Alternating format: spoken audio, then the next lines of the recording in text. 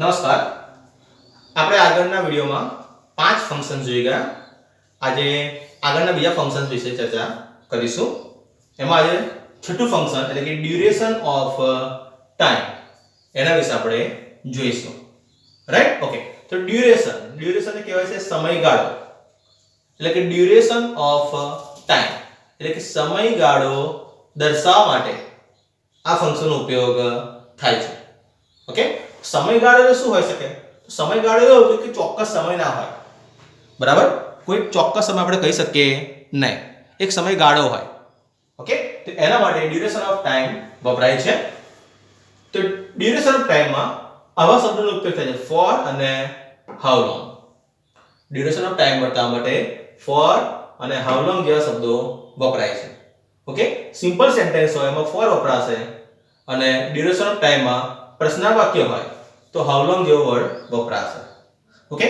અને duration of ટાઈમમાં ખાસ કરીને હેવ કે હેઝ પ્લસ બીન પ્લસ ક્રિયાપદને આઈએનજી એટલે કે ચાલુ પૂર્ણ વર્તમાન કાળ વપરાય છે.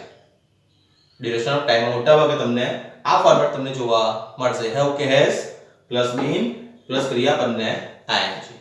ઓકે? ટૂંકમાં સમયગાળો કહેવા માટે કાં તો સમયગાળો પૂછવા માટે આ બે વર્ડ્સનો ઉપયોગ થશે. જેવો કે એક્ઝામ્પલ છે he has been reading તે વાંચી રહ્યો છે for 3 hours કેટલા 3 કલાકથી. આવ્યું for પ્લસ have કે has પ્લસ been પ્લસ ક્રિયાપદને ing તે 3 કલાકથી વાંચી રહ્યો છે. ટૂંકમાં ચોક્કસ ટાઈમ નહીં. 3 કલાકથી એટલે કે 3 કલાકથી થોડો વધારે પણ ટાઈમ થયો હોય અને 3 કલાકથી ઓછો પણ ટાઈમ થયો હોય. રાઈટ? પણ એક સામાન્ય ટાઈમ આપ્યો તમને કે 3 કલાકથી. કહેવાનો કહેવાનો ચોક્કસ ટાઈમ ના કહી શકીએ. 3 કલાક થોડો 5-10 મિનિટ વધારે હોય, 15 મિનિટ વધારે હોય, કાં તો 3 કલાકથી 5-10-15 મિનિટ કદાચ ઓછી પણ હોય. હે ને? એટલે શું કહ્યું? 3 કલાકથી વાંચી રહ્યો છે. તો આ શું બતાવ્યો? સમયગાળો. સમયગાળો. બરાબર? તમે જનરલી નહીં કહેતા હું આટલા સમયથી હું કરી રહ્યો છું. પણ તમે ચોક્કસ એ ટાઈમથી જ કરો છો. તમે કહો હું 5 કલાકથી વાંચી રહ્યો છું. તો 5 કલાકથી એટલે તમને 5 કલાક થયા જશે? ના, એટલે 5 કલાકની આજુબાજુ થયું હોય. આ શું થયો? તમારો સમયગાળો થયો. રાઈટ? ચોક્કસ સમય નથી. એ સમયગાળો દર્શાવવા માટે હેવ કે હેઝ પ્લસ બીન પ્લસ ક્રિયાપદને આઈએનજી અને ફોર એવો વર્ડ તમને જોવા મળશે. પ્લસ આ સિમ્પલ સેન્ટેન્સ જો છે સિમ્પલ. બીજું એવું છે they have been living here તેઓ અહીં રહી રહ્યા છે for 10 years કેટલા વર્ષથી? 10 વર્ષથી. તેઓ 10 વર્ષથી અહીં રહી રહ્યા છે. ટૂંકમાં તેઓ 10 વર્ષથી અહીં રહે છે. ઓકે? તો 10 વર્ષથી એટલે ચોક્કસ 10 વર્ષ જ થયા હશે. 10 વર્ષ થોડા વધારે પણ ટાઈમ થયો હોય, થોડો ઓછો પણ ટાઈમ થયો હોય. પણ સામાન્ય રીતે આપણે કહીએ છીએ કે 10 વર્ષથી. હે ને?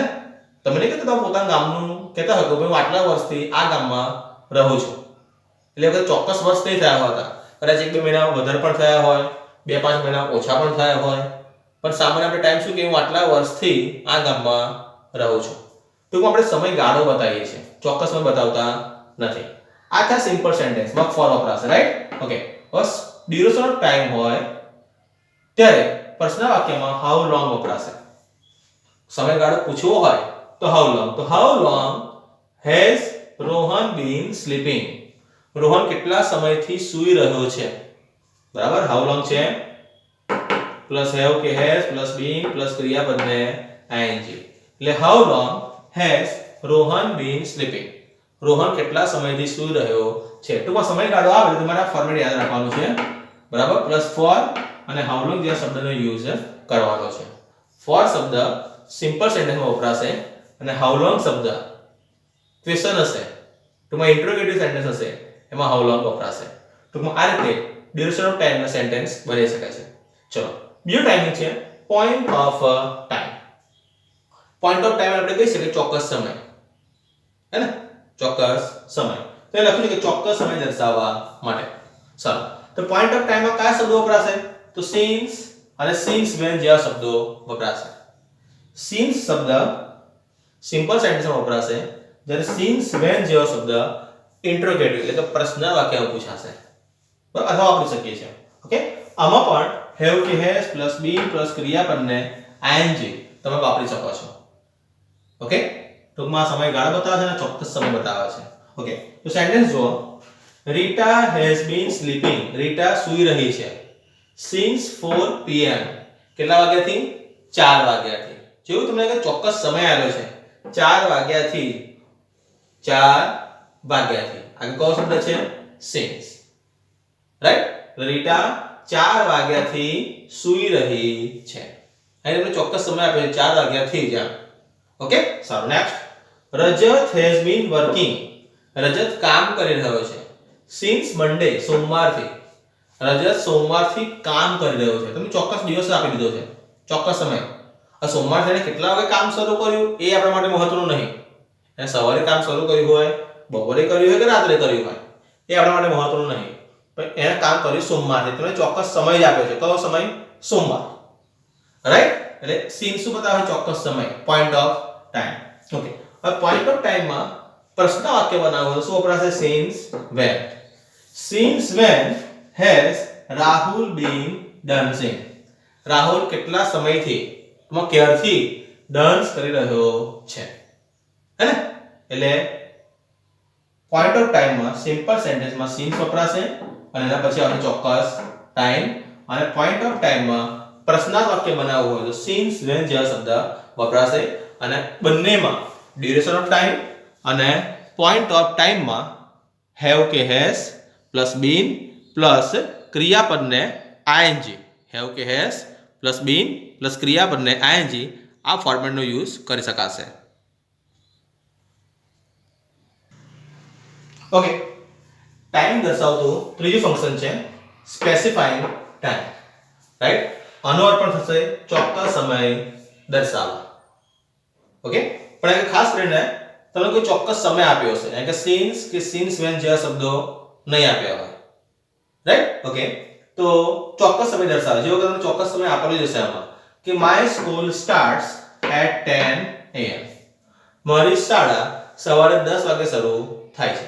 તમે જોયું હશે કે અહીંયા તમને ચોક્કસ સમય આપેલો જ છે 10 am. રાઈટ? ઓકે, એને કદાચ તમને સિન્સ અને સિન્સ વેન જેવા શબ્દો નહીં દેખાય. ઓકે, એટલે પણ ચોક્કસ સમય તમને આપેલો છે. બીજું વાક્ય છે we celebrate our independence day on 15th August. અમે અમારો ઇન્ડિપેન્ડન્સ ડે 15મી ઓગસ્ટે ઉજવીએ છીએ. ટૂંકમાં તમને ઉજવવાની તારીખ, ચોક્કસ તારીખ તમને આપેલી છે 15th ઓગસ્ટ. ટૂંકમાં કોઈ ચોક્કસ સમય તમને આપ્યો હોય વાક્યમાં તે બતાવશે સ્પેસિફાઈંગ ટાઈમ. બરાબર? એવું પણ કહીએ છીએ કે we clean our whole house on Diwali. Right? આપણે આપણું આખું ઘર દિવાળીએ સાફ કરીએ છીએ. તો દિવાળી શું થયું? ચોક્કસ સમય થયો. હે ને? ચોક્કસ સમય. દિવાળી તમે પહેલા કરો છો, થોડુંક લેટ કરો, પણ દિવાળી આવે એટલે આપણે આપણું ઘર સાફ કરીએ છીએ. એટલે આ થયો ચોક્કસ સમય. Right? we play with colors on Dhuleti. Right? Okay, આપણે ધૂળેટીમાં રંગો વડે રમીએ છીએ. કે ધૂળેટી શું થયો?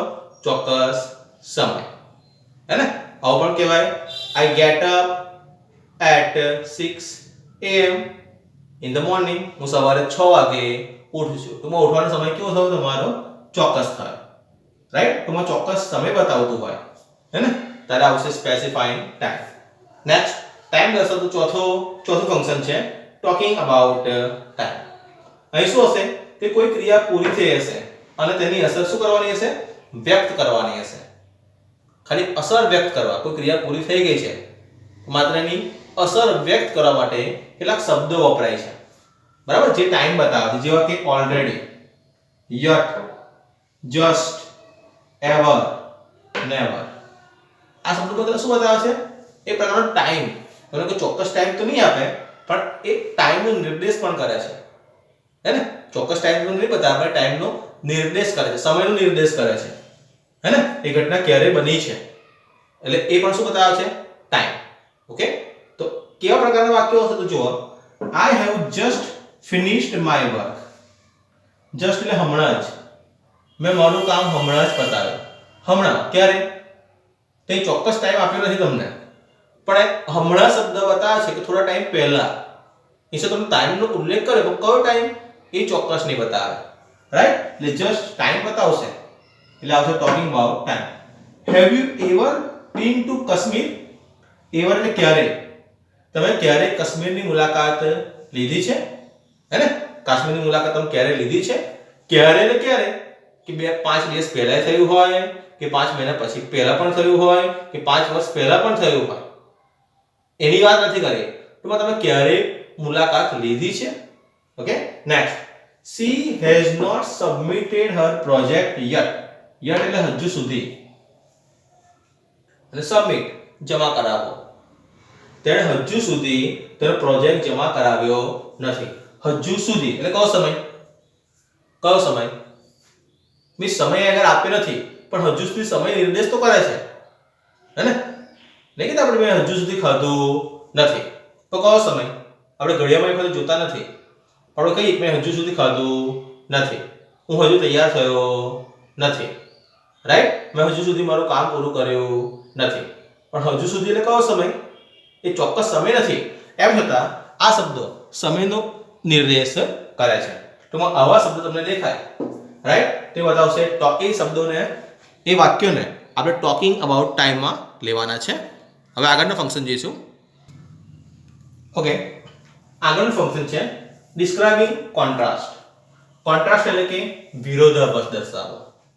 ઓકે, તો વિરોધાભાસ એટલે તમને કહી દઉં, વિરોધાભાસ એટલે કે આપણે વિચારે છે અલગ અને થાય અલગ, એને કહેવાય વિરોધાભાસ, હે ને? કોઈ ઘટના સૂચવે છે અલગ અને થાય છે અલગ, એને કહેવાય વિરોધાભાસ. ઓકે, તો વિરોધાભાસ દર્શાવવા માટે આપણે જો મોટાભાગે બે શબ્દો વપરાય છે, ધો અને બટ. ધો, ઓલ્ધો, ઇવન ધો એ આવી શકે છે, પણ એમાં મોટાભાગે વપરાશે ધો અને બીજું વપરાશે બટ. ઓકે, બીજું તમને એ પણ કહી દઉં કે ધો અને બટ બંને વાક્યમાં નહીં આવે. કાં તો ધો આપણે વાપરીશું, કાં તો બટ. ઓકે, સારું. ધોનો અર્થ થાય છતાં પણ અને બટનો અર્થ થાય પણ. તો વાક્ય જોઈએ. ધો રાહુલ ઇઝ રીચ. રાહુલ અમીર છે. ધો છતાં પણ he is unhappy. તે કેવો છે? નાખુશ છે. રાહુલ કેવો છે? અમીર. ઓકે, હવે આપણે જોઈએ કે અમીર વ્યક્તિ કેવા હોય? ખુશ હોય, છે ને? આપણો વિચાર એવું કહે છે કે અમીર વ્યક્તિ ખુશ હોય, તો આપણા વિચારની વિરુદ્ધ રાહુલ કેવો છે? નાખુશ, રાઈટ? આ થયો વિરોધાભાસ, હે ને? તો આવા વાક્યો આવે તો સમજી લેવાનું કે ડિસ્ક્રાઇબિંગ કોન્ટ્રાસ્ટ દર્શાવે છે. અને આ શબ્દો જોઈ લેવાનું, ધો છે, બટ છે. રાહુલ અમીર છે છતાં પણ નાખુશ છે. અમીર વ્યક્તિઓ ખુશ હોય, પાછળનો વિરુદ્ધ નાખુશ છે, તો થયો વિરોધાભાસ એટલે ડિસ્ક્રાઇબિંગ કોન્ટ્રાસ્ટ.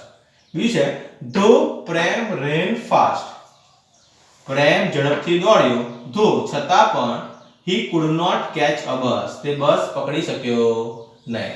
ઓકે, આપણે સામાન્ય જોઈએ કે આપણે ઝડપથી દોડીએ, હે ને? તો આપણે બસ પકડી શકીએ છીએ. પાછું વિરુદ્ધ થયું, ઉલટું થયું કે ઝડપથી દોડ્યો પણ બસ પકડી શક્યો નહીં. એ શું થયું? વિરોધાભાસ. જનરલી આપણે ઝડપથી દોડીએ તો બસ પકડી શકીએ, રાઈટ? પણ આ ઝડપથી દોડ્યો છતાં પણ બસ પકડી શક્યો નહીં, એટલે શું થયો? વિરોધાભાસ. Next. Ratan is lazy. Ratan આળસુ છે, બટ પણ he is clever. તે કેવો છે? હોશિયાર છે. આપણે સામાન્ય એવું વિચારતા છે કે આળસુ વ્યક્તિ હોશિયાર ના હોય, પણ આળસુ છે પણ એનું વિરુદ્ધ તે હોશિયાર પણ છે, હે ને? આળસુ છે પણ એના વિરુદ્ધમાં તે હોશિયાર પણ છે. એટલે કયો શબ્દ વપરાયો? બટ. જેનો ધો નહીં વપરાયો, હે ને? એટલે બટ પણ શું બતાવે છે? વિરુદ્ધાભાસ બતાવે છે. માયા ઇઝ ફેટ. માયા જાડી છે, બટ પણ she can run fast. તે ઝડપથી દોડી શકે છે. આપણે સામાન્ય તો એવું વિચારે કે જાડા વ્યક્તિ ઝડપથી દોડી શકે નહીં, પરંતુ આપણા વિચારની વિરુદ્ધ તે ઝડપથી દોડી શકે છે, હે ને? ટૂંકમાં કોઈ વિચારથી વિરુદ્ધ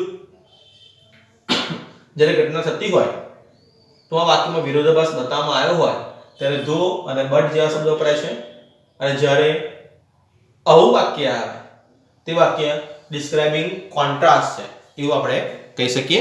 આપણે આ ફંક્શનમાં જોયું કે ધો અને બટ વિરોધાભાસ બતાવે છે.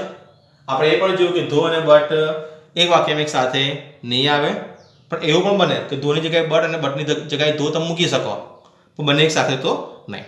આપણે બાકીના ફંક્શન પછીના વિડીયોમાં જોઈશું. Okay, thank you.